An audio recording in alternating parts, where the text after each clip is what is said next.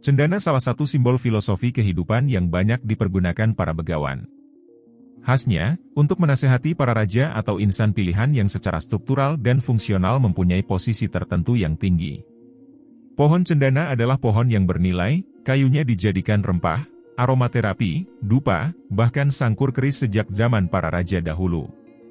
Lalu kenapa ada pertanyaan kenapa ada keluarga cendana? Kata cendana memang tidak pernah hilang dalam sejarah publik ini.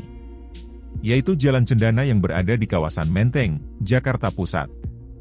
Di sana ada rumah mendiang Presiden Soeharto menjalankan kekuasaan negara, bahkan juga banyak yang memberitahukan bahwa beliau menjalankan kekuasaan politik maupun bisnis di sana. Beliau pun juga sangat mencintai dan merawat pohon cendana yang ditanam pekarangan rumah. Lalu kenapa disebut keluarga cendana? Di sana terah Soeharto beserta kroni-kroninya menjalankan sesuatu yang berhubungan dengan kekuasaannya di saat beliau menjabat sebagai presiden, dan simbol dinasti Soeharto sampai saat ini. Mungkin Anda sering mendengar berita politik jika salah satu keluarga Soeharto diberitakan akan selalu diidentikan dengan keluarga cendana, dan masyarakat langsung tahu siapa itu. Dan berikut sejarah singkat Orde Baru, latar belakang dan penyebab jatuhnya kerajaan bernama Cendana. Mari kita awali dengan Orde Baru. Orde Baru atau dikenal juga dengan sebutan Orba adalah tatanan pemerintahan dengan sistem baru di Indonesia. Sejarah singkat Orde Baru dimulai pada masa jabatan Presiden Soeharto. Rentang waktu kekuasaan pemerintahan Orde Baru berlangsung selama 32 tahun diawali surat perintah yang dikeluarkan pada 11 Maret 1966 hingga tahun 1998. Melalui TAP MPR nomor 33 MPRS 1967, masa Orde Baru yang diperintah Presiden Soeharto mulai memimpin negara. Di masa pemerintahannya, Soeharto melakukan koreksi yang membuat penerapan Pancasila semakin kuat. Sejarah singkat Orde Baru. Berikut ini sejarah singkat Orde Baru, mulai dari latar belakang, sistem pemerintahan, hingga penyebab jatuhnya. Latar belakang.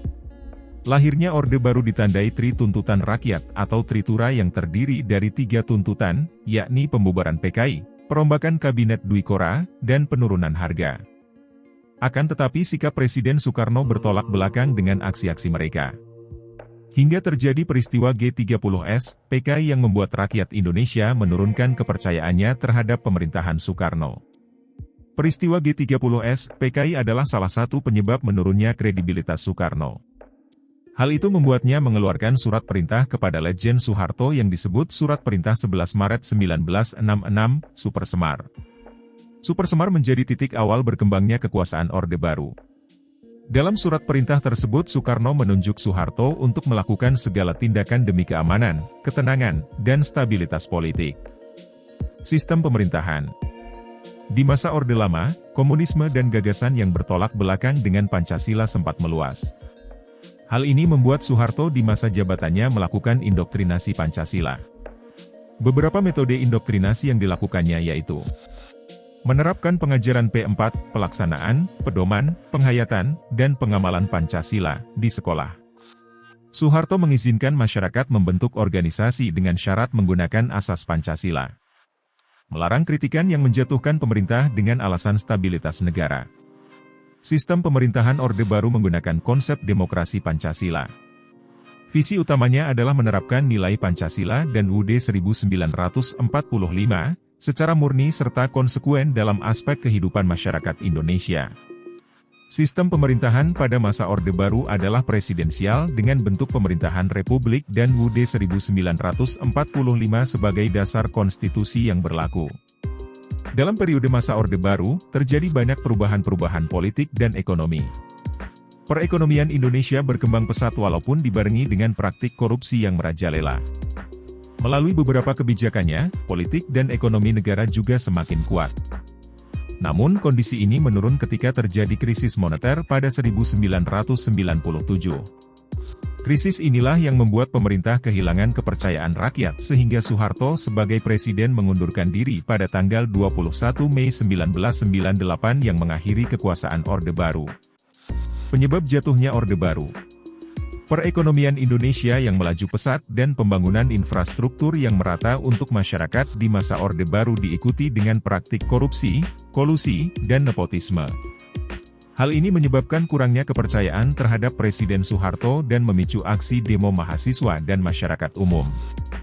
Demonstrasi semakin gencar setelah pemerintah menaikkan harga bahan bakar di tanggal 4 Mei 1998. Terjadi juga tragedi Trisakti, yaitu tertembaknya 4 mahasiswa di depan Universitas Trisakti yang semakin mendorong masyarakat menentang kebijakan pemerintah.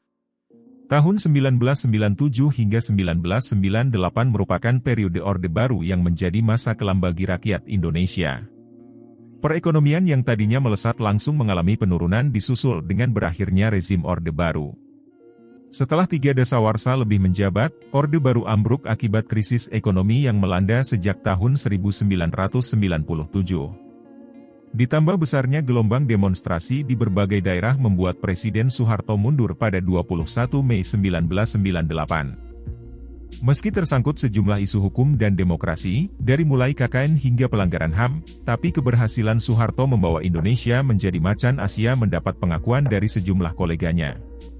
Perdana Menteri Singapura Lee Kuan Yew, 1959 hingga 1990, menilai apa yang dilakukan Soeharto selama menjabat Presiden RI merupakan sumbangan signifikan untuk menuju stabilitas dan pembangunan regional.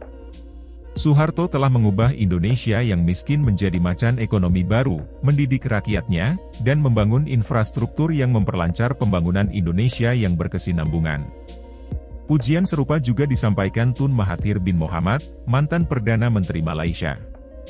Menurutnya, kunci sukses Soeharto dalam memimpin Indonesia adalah ketegasan dan memahami apa yang dibutuhkan rakyat dan negara. Itu sebabnya di bawah kepemimpinan Soeharto, Indonesia bisa maju, dari negara miskin menjadi negara berkembang, katanya. Soeharto dan Cendana adalah tokoh dan tempat yang sangat berjasa bagi bangsa kita. Terlepas dari pandangan negatif beberapa orang. Dan saat ini banyak dari kita yang sangat merindukan sosok tokoh seperti beliau. Terima kasih telah menonton video ini. Jangan lupa untuk like, share dan subscribe agar channel ini bisa berkembang dan terus memberikan fakta-fakta dan keajaiban dunia lainnya. Salam sukses selalu.